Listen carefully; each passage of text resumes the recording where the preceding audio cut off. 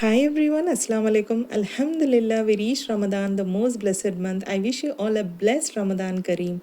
While I'm posting this video, it would be the third or fourth of Ramadan in many parts of the world. Today I'm going to share my Ramadan routine for the first time on my channel, wherein we'll share how I maximize my time doing lots of ibadah, zikr and prayer that will help to earn more rewards during this holy month, inshallah, and also how I manage all my other regular house chores and how I save my cooking time without compromising on serving healthy and nourishing food to my family. And also have shared how I engage my son on various activities while he's fasting too as a parenting tip. As Ramadan has just started, I thought these tips will be really beneficial for all my sisters out there who really struggle hard in kitchen and get very less time to do ibadah and zikr. Hope this video gives you some idea to maximize your time spiritually. So let's start. So we usually wake up 1 to 1.5 hours before suhur to offer our tahajjud prayer. Then we proceed with suhur. A night before, when Ramadan was declared, I proceeded in preparing suhoor dish and ours all-time favorite recipe, that's Keema Aloo. So here I am sharing how to make super easy, quick and tasty Keema Aloo recipe in mustard oil. So into a heavy bottom pressure cooker, I added mustard oil as it tastes extraordinary. Now the best tip to remove the raw pungent smell of mustard oil is to heat it up until it reaches a smoking point, then lower or adjust the sim and then add in the ingredients. So into the smoked mustard oil, I added 2 onions finely chopped, saute it until it turns golden. On the other side, I chopped the peeled potatoes into large cube size pieces and kept them aside. Now into this sauteed onions, add in the cleaned mutton keema, which is around 400 grams, and then roast it well for around 3 to 5 minutes. I will share all the ingredients in the description box, you may have a look. Meanwhile, on the other side, I kept the spice mix ready. So into it, I added turmeric, crushed coriander cumin powder, coriander powder, zira powder, garam masala, black pepper powder, and red chili flakes. Also, I took out frozen ginger garlic chili cubes and green chutney cubes, which I prepared in my Ramadan meal prep video. Now, once keema changes color and fried well, to this I'm gonna add the spice mix and then gonna add the frozen ginger garlic chili cubes and green chutney cubes. And then add 2 medium-sized tomatoes roughly chopped. Give all a good mix. Mix and saute all well. Since I was preparing it in a less oil, the mixture tends to stick at the bottom, so add in required amount of water and allow it to cook well. Add salt as required and give a mix.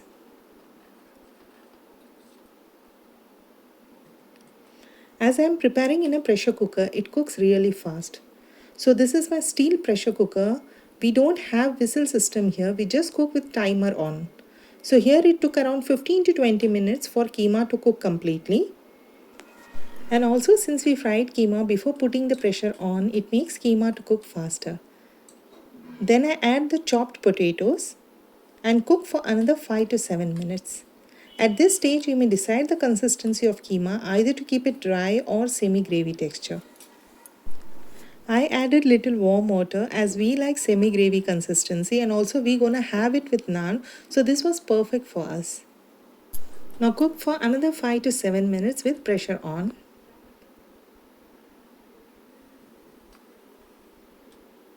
And then you see, a delicious mouth-watering keema aloo recipe is ready.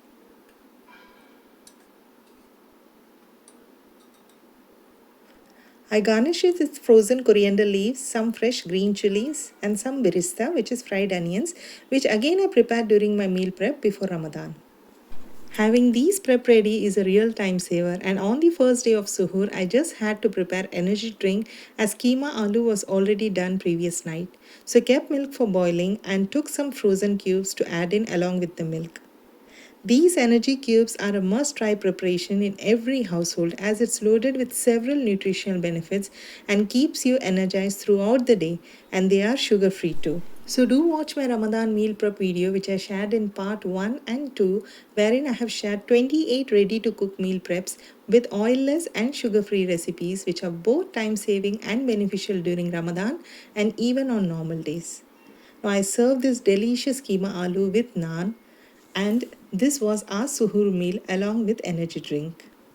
Then after suhoor, we offered our fajr prayer and then sat to recite Holy Quran and then made lots of dua and zikr. I try to read Arabic and English translation version to deeply understand the message of our Holy Quran. I usually try to cover one quarter of a chapter after each prayer. In this way, I try to finish one chapter per day, Alhamdulillah. After this, it's time to send my son to school. So my son goes to school. He too is fasting, Alhamdulillah. May Allah subhanahu wa ta'ala bless him and reward him, mashallah. Once he's off to school, my husband also leaves to his office. And then it's time to take a short nap. So usually I sleep for 1 to 2 hours and sometimes even lesser. After waking up, I walk straight to the kitchen to continue with my regular house chores. Like washing dishes of suhoor, planning and time management is very essential in our daily life.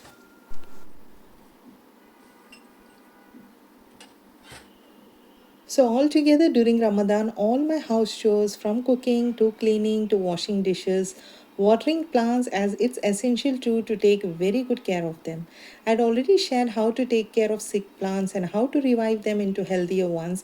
We'll share the link, do watch if you're interested. And also washing clothes, drying them. Altogether, these chores takes around 1 to 1.5 hours daily. And for iftar, I take half an hour to 1 hour maximum. So throughout the day, I spend only 2 to 2.5 hours, or sometimes even less, during Ramadan, and the rest of the time I spend on ibadah. And along with the household chores, I also take out meal prep that needs defrosting. So on the first day of Ramadan, I was planning to prepare fish biryani both for iftar and to have it for suhoor the following day.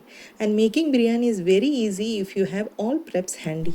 As I had all biryani ingredients ready, so thought of making a super quick, easy iftar special biryani. And along with that, I was soaking some rice and dal to make healthy and delicious nombu kanji, which is my husband's absolute favorite. And that's it. By 10:30 a.m. I'm done with all basic and regular housework. All my meal prep for iftar and suhoor was kept aside. Now I have relaxing time throughout the day. After that, I spend my time listening to Islamic lectures. I also do some surah memorization with their translation and meaning, and this continues until Zohar. I also do lots of zikr and istighfar until Zohar namaz. And after offering Zohar namaz by noon, my son arrives from school. And once he comes, I engage him in various spiritual and Islamic activities. As this drawing and painting of Holy Kaaba, he did it, mashallah, so beautiful.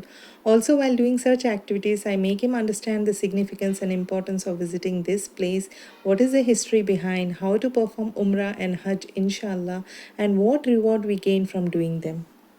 My son also tried to create a model of Holy Kaaba, mashallah, and that too looks so adorable. Also, I teach him some Islamic values and teachings and engage him in doing some home decors. That's the basic duas we need to know and memorize them in our daily life to seek protection and blessing along with its meanings. These teachings plays a very vital role, especially when you have younger kids at home, as we all are busy in this world and we forget the real life begins once we leave this world. And we need to prepare ourselves as we don't know when our time is approaching. So engaging kids in such activities at this young age gives them immense knowledge and awareness and also builds their morale and makes them strong morally and emotionally. With this, it was already Asr time, so we offered Asr prayer together and continue with some Quran recitation again. And after Asr, I continue to listen to Islamic lectures or surahs to gain deeper understanding. And while listening itself, I head to kitchen to prepare my iftar. So usually within an hour, mashallah, I prepare both iftar snack and suhoor meal together with all my ready to cook meal prep. So for that day, it was fish biryani, and for snack, I took out crispy chicken and mutton cutlet.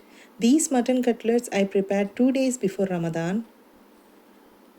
It's super crispy and tasty. Inshallah, I'll try to post this recipe too, hopefully.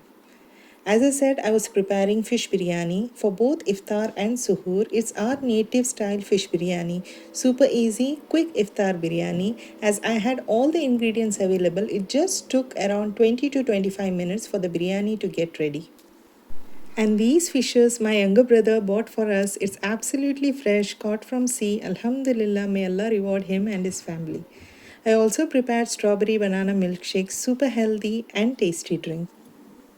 I already shared how to freeze fruits in my Ramadan meal prep video. We'll try to share all the links in the description box. Please have a look as they are very useful and time saving videos. And along with that, I also shallow fried some ready to cook snacks that hardly takes 15 to 20 minutes. Now these milkshakes I place in refrigerator so we can have it chilled during iftar. Just half an hour before Maghrib, I went ahead to set the table as I love to create a cozy ambience and always love to have fresh smell all over the house as it's refreshing and creates positive vibes all over. And just 20 minutes before iftar, we sit and make lots of dua for ourselves, our family, friends, and relatives, and everyone around the globe. And let me share how we break our fast. We break our fast with dates and water first, and then we head towards Maghrib namaz. After doing our Maghrib prayer, we dine in to have all the snacks, beverages, and whatever meal we had prepared for that day relaxingly. We start with fruits and healthy beverages first. So that day I prepared nombu kanji, which is rice lentil porridge, absolutely healthy and nutritious to have during iftar. I prepared it with mutton keema. We'll soon share the recipe inshallah. And I garnished it with some fried onions. It's a must try beverage. Super healthy and super tasty. And in snacks, I shallow fried crispy chicken, mutton cutlet, and also prepared potato bhajis, my son's favorite. And then served some delicious fish biryani. Alhamdulillah, after having comforting iftar, we took rest for around 15 to 20 minutes. And then we headed towards Isha and Taraweeh prayer.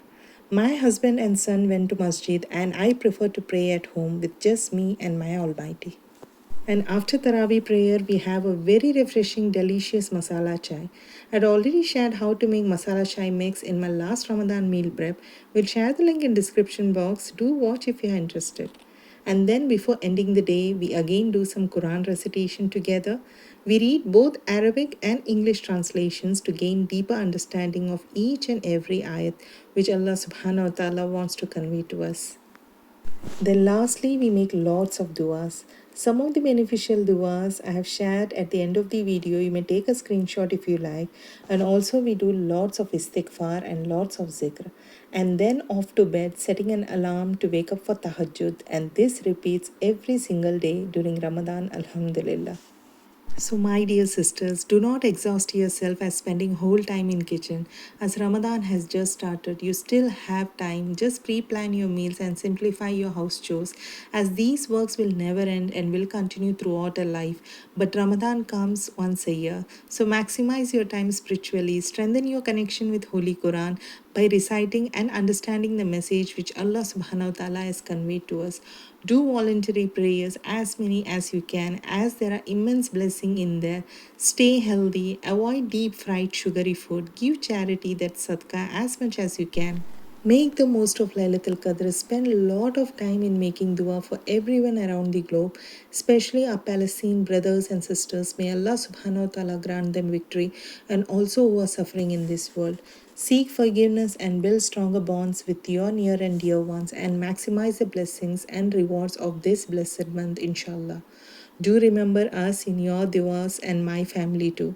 Jazakallah khair everyone. Wishing you blessed days and nights of this holy month ahead. Maximize it with lots of ibadah and spiritual activities. Thank you for watching. Take care. Bye bye.